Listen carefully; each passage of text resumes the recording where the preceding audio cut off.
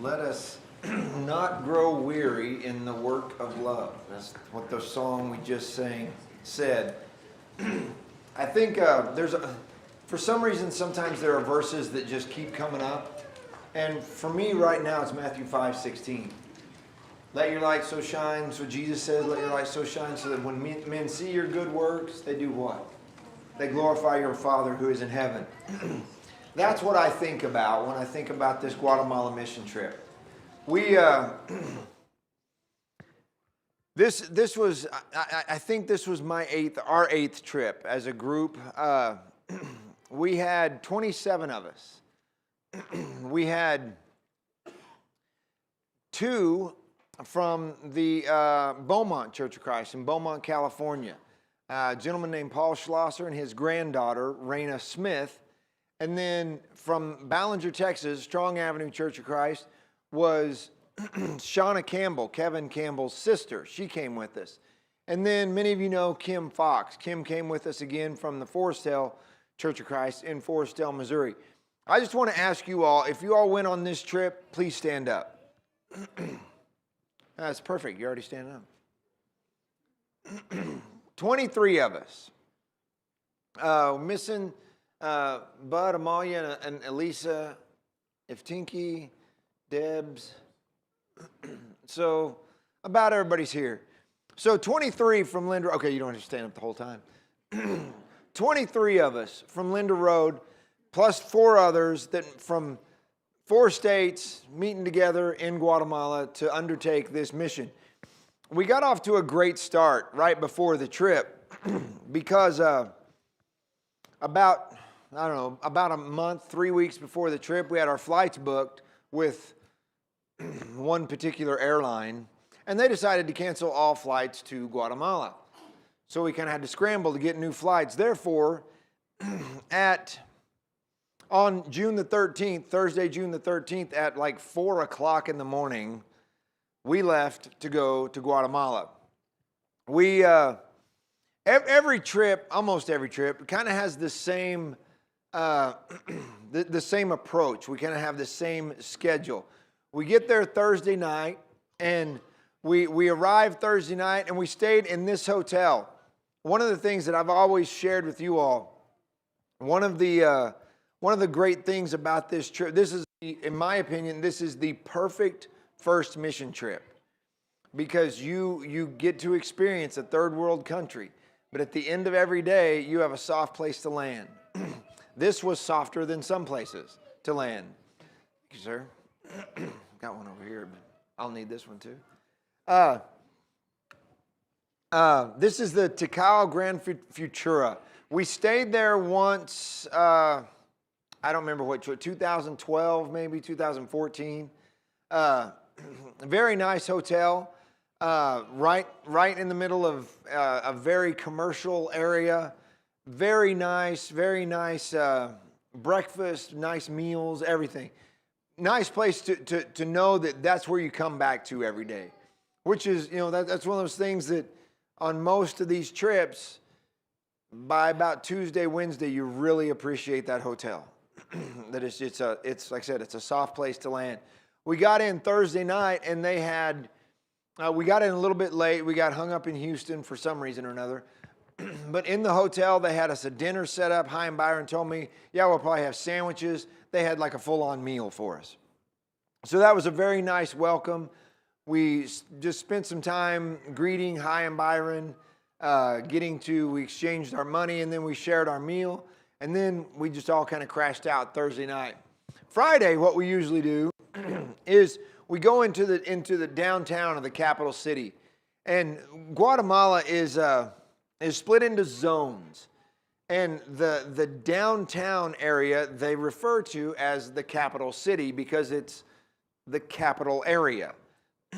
And the downtown is beautiful. There's the National Palace, which we're able to tour. This is the National Palace, isn't it? Yeah, I think that's it. But there's also a big giant cathedral right catty corner from it that we weren't able to look at this year. So we get to tour the National Cathedral or the National Palace, which is full of history. There's murals. It's just a beautiful building. And Byron, Byron, for those of you who don't know, Byron was born in Guatemala. So Byron has a really deep connection with Guatemala as a country. So Byron does this tour with us. And there have been years where he has translated from the tour guide speaking in Spanish, and there's other years where he just kind of walks along with them and the tour guide speaks in Spanish. Byron could do this tour on his own. I think sometimes I could do part of this tour. Sometimes I think I could do part of this tour and I'm making stuff up, but Byron could do the tour. Very informative, very interesting, really nice introduction to the country. Kind of an easy way to get your week started. Then we went to this gigantic map that is, I may have shared this before. It's just a huge topographical map made of concrete that is, you can go up on these lookout things and you can kind of see the whole shape and the whole topography of the nation. This is Robert and Maddie standing by apparently the last soba tree on earth. That's what that's called. It's the national tree of Guatemala. Our tour guide told us it's one of like 3 or 4 left in the entire world. Hold that thought. But that was at this map tour. I've done the map tour 6, 7 times. I learned this time the thing is built in 1905. And it's a very cool story about how they built this thing and how they measured, whatever the word is for topography, how they did all that. What? Contours, surveyed, whatever the word is, how they did all this. But pretty interesting. And then this is, as you just drive along through the city, you don't get a really good picture there, but these houses are not supposed to be there. This is a settlement.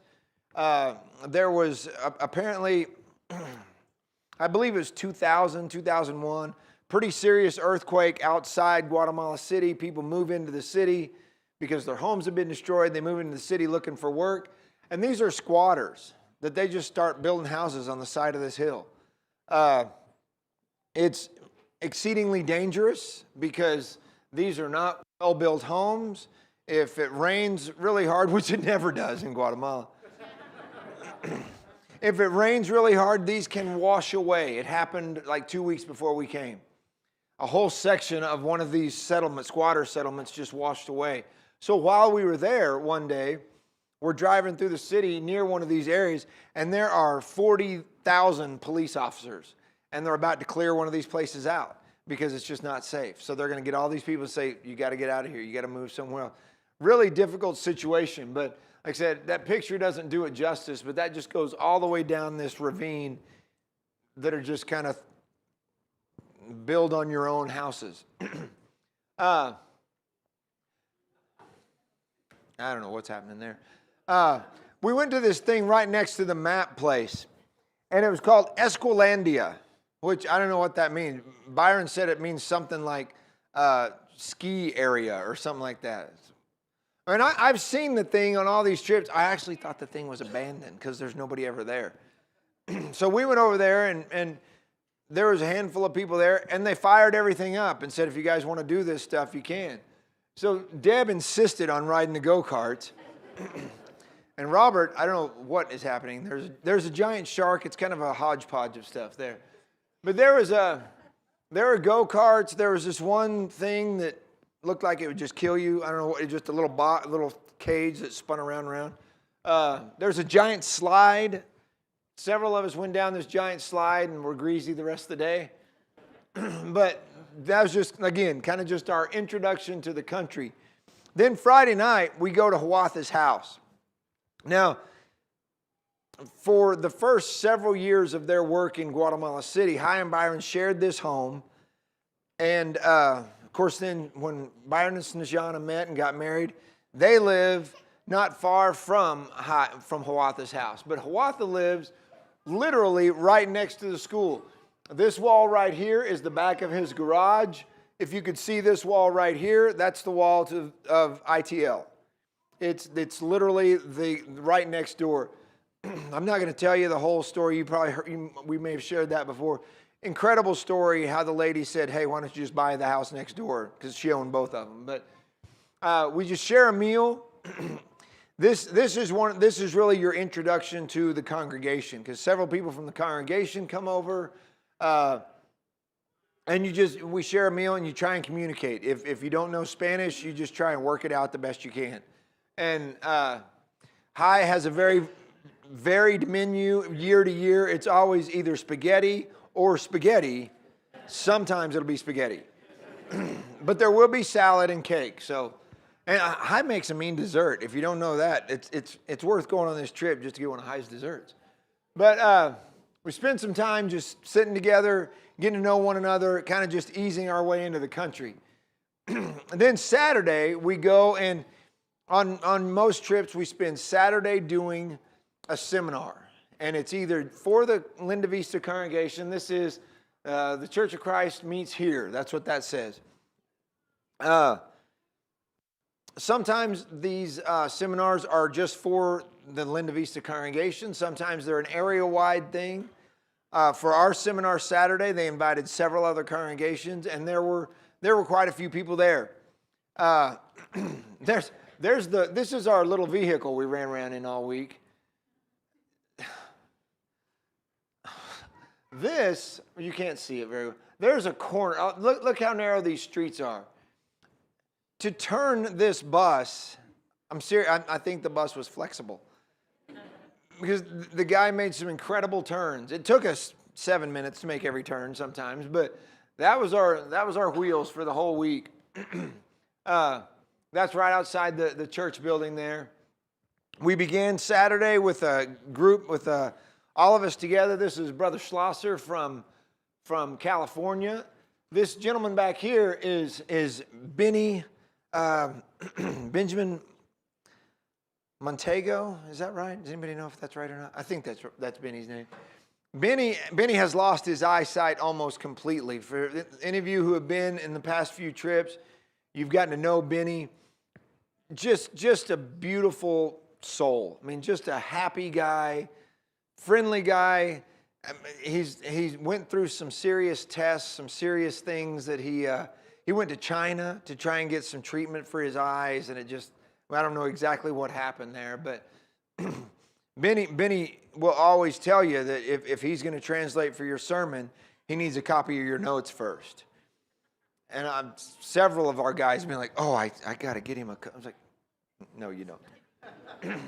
And, I know I've told you before, if Byron is your translator, Byron is like a mirror. I mean, when I'm talking and doing this, Byron's talking and doing this. And if I do this, Byron does it.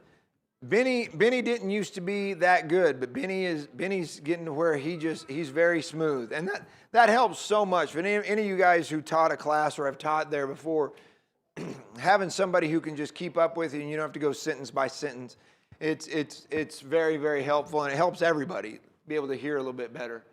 Our ladies taught the kids class upstairs. The church building has an upstairs classroom that is every kid goes upstairs, and it's a long, narrow classroom, and they had class for seriously 2.5 hours Saturday, that they had class and they do an activity. But we had several of our ladies involved in that. Art taught a class. After Paul's class, we split into ladies had a class that Vicky taught, and then Art taught the men's class, and then did you teach the teen class that day, or was Saturday? And Steve taught the teen class. Steve Zeller taught the teen class Saturday. So this has to be Sunday because he wasn't doing both. But so we had 3 different classes going on. Then we came back together and had one final session. Sunday, then I guess this is Sunday. David Kish taught the teen class, which was really cool. This kid or young man right here next to him is Charlie. His name's Carlos. He lives across the street from Hiawatha. Excuse me. And Charlie and his mother, Sylvia, help with some translating. And they're just people they got to know across the street, got to know them, studied with them, taught them. Now they're part of the whole process. It's very cool story. Really cool that David did this class, several kids in the class. That's one of those things that they really appreciate when we come and want to do a class for different groups of people. Again, there's the ladies upstairs in the giant narrow corridor teaching class. That's over here. This is our food service line. One of the things that we always get asked is, how's the food? Is it safe?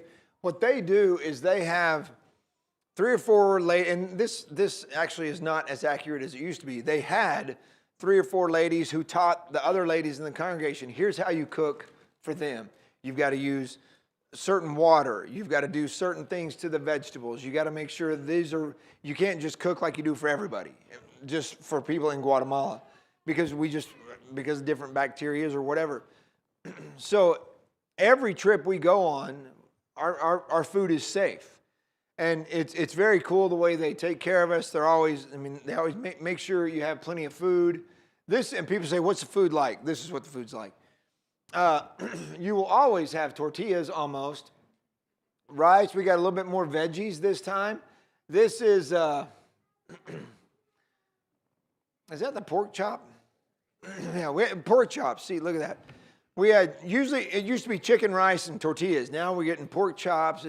We had a beef thing. One of the things we had a Wednesday night, I think, one of their favorite things to feed visitors is a lo mein thing, chicken lo mein, which I find that so funny. But it's great. The food is really, really good. They really take good care of us.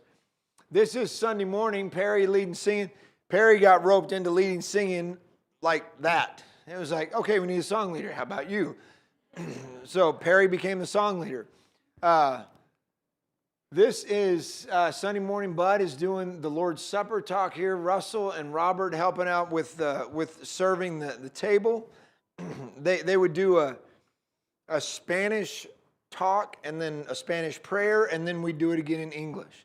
It's not translated. We each take our own turns. That, I think, is me actually Saturday, so that's messed up. And I put that picture up there again just because I wanted to see Robert and Natalia again. And then Sunday, after services, we go to the Ramos house. We have just ended supporting Abner Ramos.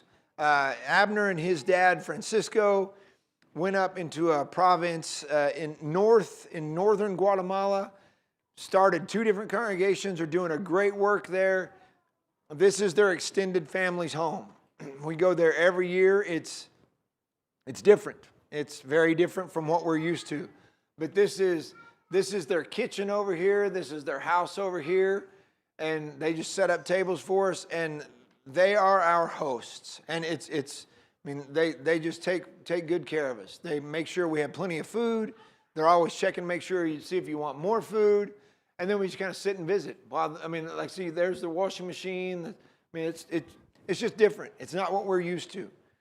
But they're gracious hosts, and they just take great care of us. Sunday afternoon, in years past, what we've done is gone to the public hospital. That is very, very, very eye-opening. Public hospitals are just different. They don't. It's almost what they do is just keep you alive.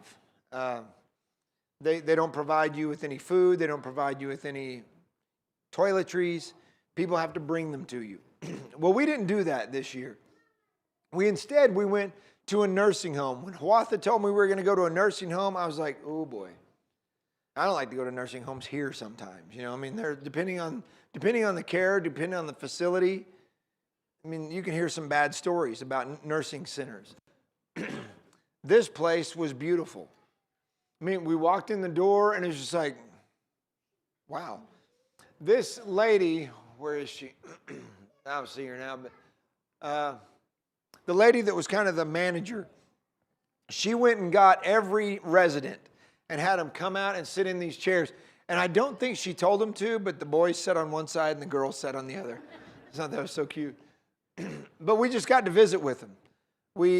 She introduced every single one of them, told a little story about each and every one of them. It was so encouraging for me to see that these people are taken care of. She knows these people. And everybody that works there is a volunteer. The whole place is run on donations. And 90% of those people in that home are drop-offs, which means their families abandoned them there. This gentleman oh, you can't see him. We'll get to him in a minute. But we did a devotional. We sang some songs. And then, that's us just hanging out there. And then right before we were ready to leave, this guy right here, he asked if he could say a few words. So Byron, of course, Byron moves up there and he's going to translate for the guy. The guy starts speaking English. And he gives us this beautiful speech, just telling us how grateful he is that we're here, that he has prayed about a blessing coming on this home, and he says it was you all. He told Hawatha afterwards, he said, today is the greatest day of my life. He said, I prayed and I prayed for God to send his angels, and you came. Hy told me afterward that he met the guy last week, or the week before we came, when he went to go meet the home. He said he talked to the guy, introduced himself. Guy never spoke a word of English. And stands up and gives us this very, very touching speech that he gave us. Well, then Monday we started our work project. This is one of the members' homes that we worked on. We started Monday morning with Perry, Bud, Russ, David, and Kenny in these people's homes. They had just some things that needed to be fixed, some concrete falling away, a concrete floor that needed to be put in their bathroom, some supports in their actual house. It was too small. It was too small for very many of us to be there. So started with those 5, ended up being just 4 of them. Perry bailed out and came and worked with us, theoretically worked with us at the school. This is the school. Now, here's the miracle. This is the only living soba tree in the world. They're everywhere. We saw like 9 of them in Linda Vista. This lady on the tour goes, there's only 4 of them left. They're everywhere. This is the soba tree. That's Maddie. But Monday morning, it was wet. And let me just tell you this.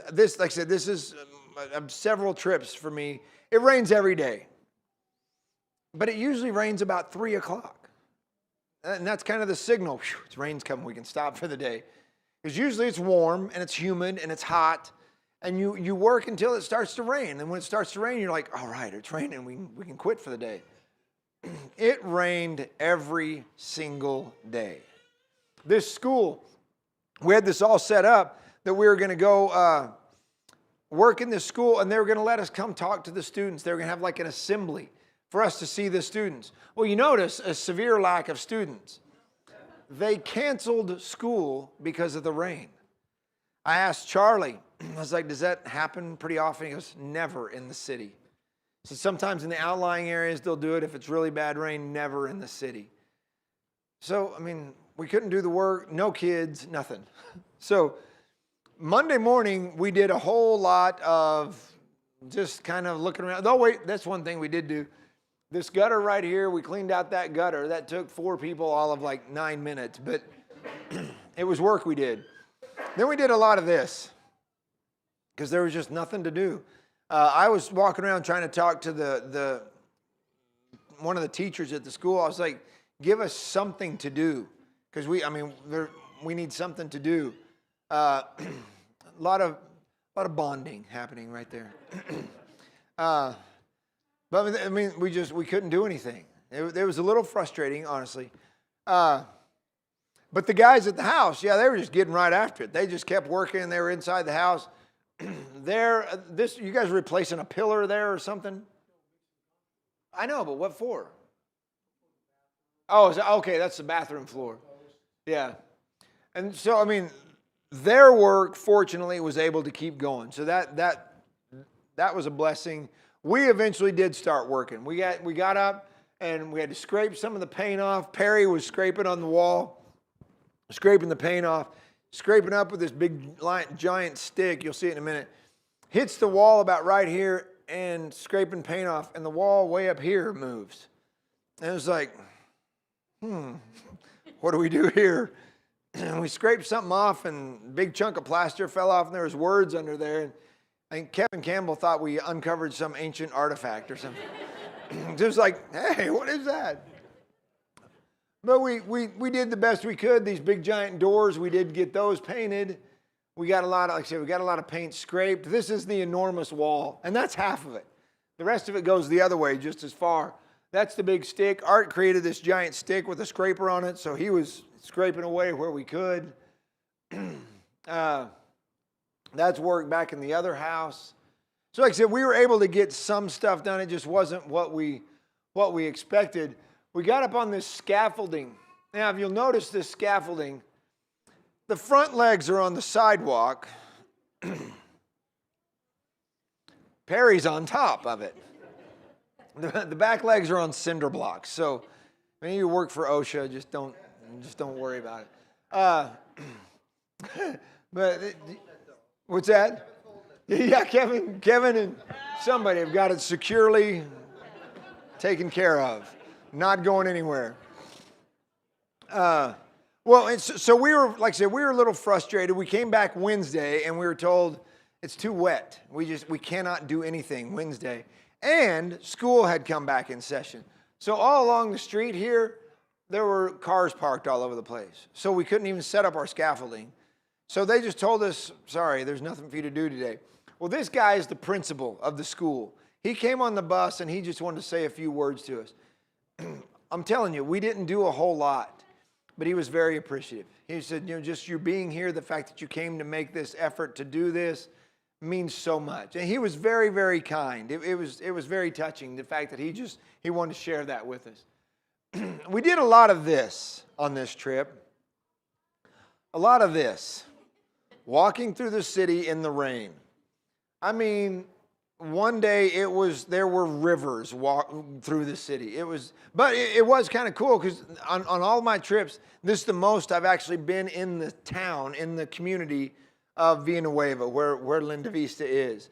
Got to see a whole lot of stuff right up close, little shops and little homes and the little vegetable market and several dogs and all kinds of stuff. But we did a lot of walking in the rain. Wednesday night we come back, and I don't know if is this Wednesday night or is this some other time? Okay, so we came back Wednesday night and did something very similar to this, but this is actually Saturday. But the kids, some of these kids, we have been on trips where the kids have had something like this made, and they'll bring it back in 2 years and they'll show it to you. Something made out of a paper plate. It's just super cool. Then we spent a lot of time visiting with different members of the congregation. This young man right here in 2008, he and Blake were buddies at 11 years old or whatever, and he's a grown man. He's staying faithful. He's my friend. That's his little sister. That's his dad. That's the Maldonados. For any of you who have been before. That's just one of those things you see sometimes in Guatemala. There's some other things you see, people carrying down the street or walking along the street, that if you want any more information, ask somebody on that back row back there. But I'll show you this picture. There's other pictures you don't have to see. See, this is our chow mein meal. At all of our lunch, our work project lunches, we just meet at the building, and the ladies would come from their homes, come serve us meals. It's very cool. Then I don't know if this is Wednesday night now or not. I could just be making stuff up, but there's more work in the classroom upstairs. These two little kids were very friendly little kids. This guy finally fell asleep Thursday night, but always there with just bright, smiley, happy people. Very, very friendly. Then Thursday, we got to go tour the school. As you can see, these three are just riveted with what Hi's saying. Hi's giving us the tour of the school, which is again, it's such a great blessing how they got the school the way they have it. This is on the wall inside the school in their chapel. This is a plaque dedicated to Anibal Ramirez. This is the dedication that our congregation gave to Anibal in 2022, on our last trip, when he passed early in 2021. And when we were there in 22, they had a service to honor Anibal, and we had a connection. We supported Anibal. We had a great connection with him, and that is still hanging up in the school there at ITL. This is the back of the school. For those of you who were on the trip in 2018, you remember the horrors of trying to climb up things and paint that back wall. Thursday night, we do a going away where the congregation just thanks us for their work or for our work. And one of the things that they do, one of the things that their culture does, there's pageantry to everything. So this is not just a, hey, thanks for doing this. This is a big deal. Excuse me. We play games. They set up all kinds of food back here. So they have all kinds of things for us to eat. And then some of you will remember this young lady she was a translator for us several years ago. Is Ulisa, is that her name? Huh? Johannia, that's right. And her husband Marco spent some time in Atlanta. He speaks English very well. But they were our hosts for our games. And if you've been on this trip before, you know they make you play some crazy games. But it's just a fun time that we spend together as they tell us thanks. Again, you see the food set up back here. This is Alex. Alex and Jose are Byron and Snejana's boys. I wish I had more pictures of them just so you could see them growing up. But they're growing up. They're good boys. I was around them for a couple minutes on this trip. And then Friday, we're kind of done with the actual trip itself, and Friday we get another kind of a down day where we get to go see some sights in Guatemala. We go to Antigua, Guatemala, which is the former capital. They call it the old capital. It hasn't been the capital since 1776. That gives you some perspective of age of things here. But this is a macadamia nut farm. This was a very interesting thing. Again, I've done this before, but this one was more interesting than normal. I got to plant a macadamia nut tree. May have saved the earth. And these guys worked hard. So for their hard work, they get their faces rubbed with macadamia nut oil. But that's in the kind of the gift shop area where they offer these spa treatments with macadamia nut oil. Then we went to Azotea, the coffee plantation that we've toured a few times. We had to kind of hurry through that because we were running out of time. And then we just kind of walked through Antigua as it was getting dark. This is the coolest McDonald's you've ever been in your life. It is just the cool. That's a McDonald's. Yes, that is like a McDonald's. But it is the coolest McDonald's you ever want to see. This is a fountain in the central square. This is back in McDonald's because every McDonald's has an art gallery in it, right? That's the art gallery in McDonald's. Other great artifacts there in McDonald's. There's this beautiful courtyard, and it's got these giant, there's like Hamburglar and all these people are in. It's crazy. This is the cathedral in Antigua. That's just a beautiful building. We were walking back to our bus in Antigua, and Byron's walking along, kind of giving us the Byron tour. And he goes, this fountain right here is built in 1612 or something. We're just like, what? And it's just kind of all out there by itself. I was like, if this was in the U.S., there'd be a national park around this thing. But it's just on the street somewhere. Antigua is a beautiful city. This is one of the most recognized things in Central America, one of the most photographed things, certainly in Guatemala, probably in Central America. I don't remember what it's called, but it's an arch that's right there. And I asked our group to send me pictures. Because of Hiawatha's situation, I didn't get any pictures from Byron or High, so we don't really have any group pictures because we're in the group, so we're not taking pictures. But I promise we were there. But right here, you can kind of, that's the edge of our group, but we did take a big group picture right there, which is kind of cool. That we'll get those someday maybe. That's the former government buildings right there in Antigua. Like I said, it's just a beautiful place. We finished up the night at the market in Antigua. We were running late because of traffic and our giant bus couldn't park anywhere. But we go to the coffee plantation, and I asked Byron, I was like, are we going to be able to make it to the market? Because everybody kind of likes to end with the market. And at that point, we had about 40 minutes to get from the coffee plantation to the market to shop before it closed. And I was like, that's not going to make them happy. Well, what are we going to do? Well, Byron calls a guy he knows in the market and just talks to him a little bit. And the guy tells Byron, he goes, I'm just going to go around and tell the vendors to just wait. So they're supposed to close at 6:30. We get there. They said they're going to stay open till 8 just for us. And the market in Antigua is gorgeous. There's a central plaza that has a big fountain in the middle of it. But like probably 75-80% of the vendors stayed open for this busload of 27 Americans, which was really, really super cool. If we'd have been there on our own, never would have done that. We'd have just missed out. But this is a shirt that I saw as we were leaving. Now, I just got to tell you, the next thing that you're supposed to see is a video that I'm going to have to skip. Sorry, Steve. I thought we could get to it. Steve Zeller made this video. I do want you to see just the beginning of it because this is how we spend our week. Well, do you have the volume on that? Because you need to hear this. Okay. That's how we spend our week. A basic downpour.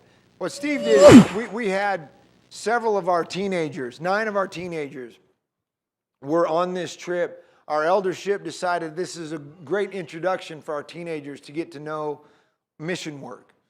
So if a parent would go with a teenager and they would do some work before time, memorize some verses, write a paper, our elders paid for them to go on this trip. And like I said, we had 9 of them. And that video, and maybe we can get that video online or something because you need to see it.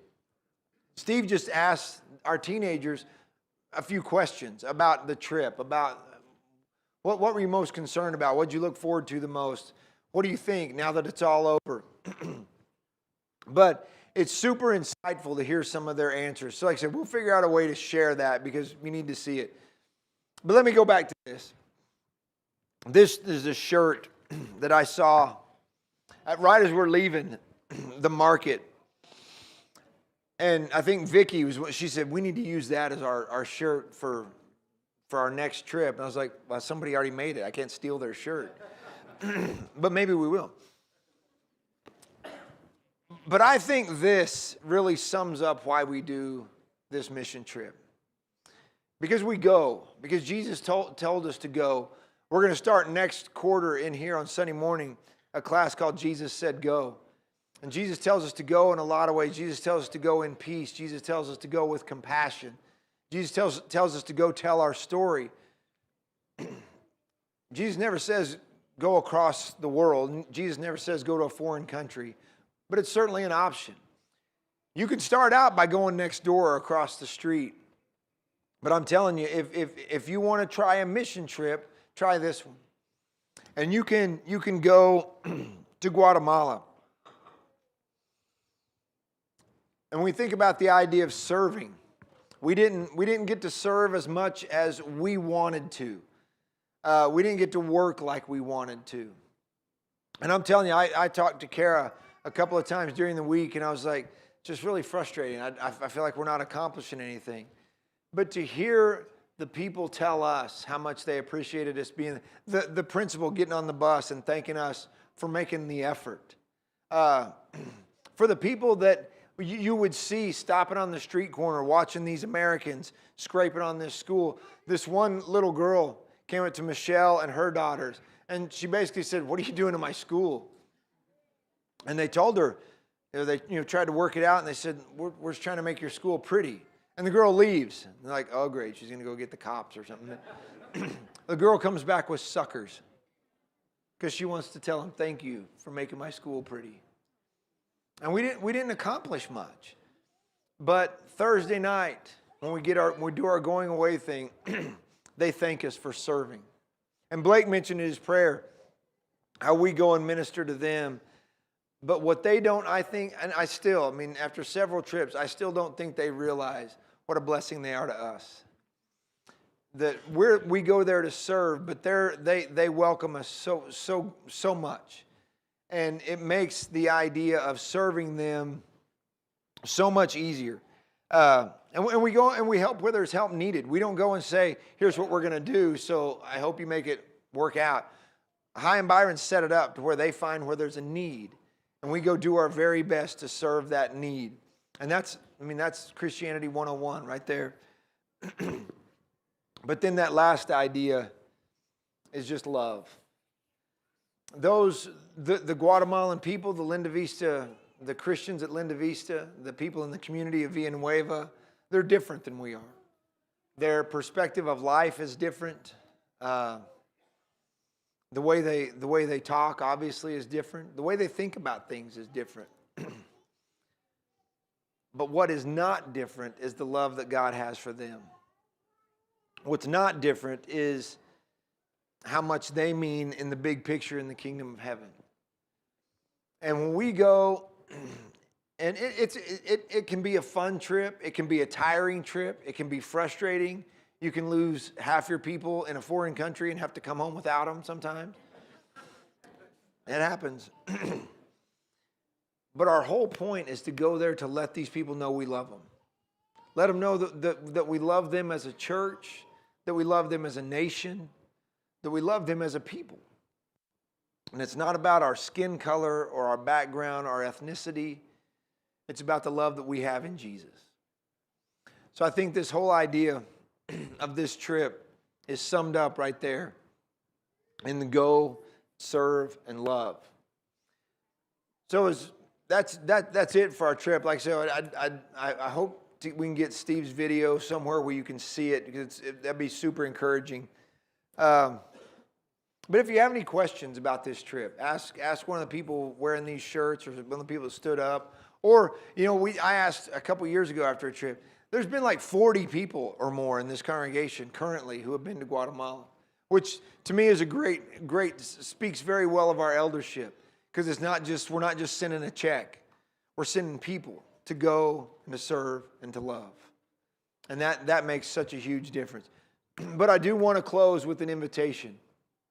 What we talked about tonight wasn't about the gospel message or about what it means to be a Christian or to become a Christian. I think it was about what it means to be a Christian. It doesn't mean you have to go to Guatemala. It doesn't mean you have to go to any foreign country. It just means you got to go somewhere and go there and serve and love, because that's what Jesus did for us. And his invitation to you is, if you're not in a relationship with him, he invites you into that. If you're a Christian this evening and maybe you've disconnected from that relationship, Jesus invites you back.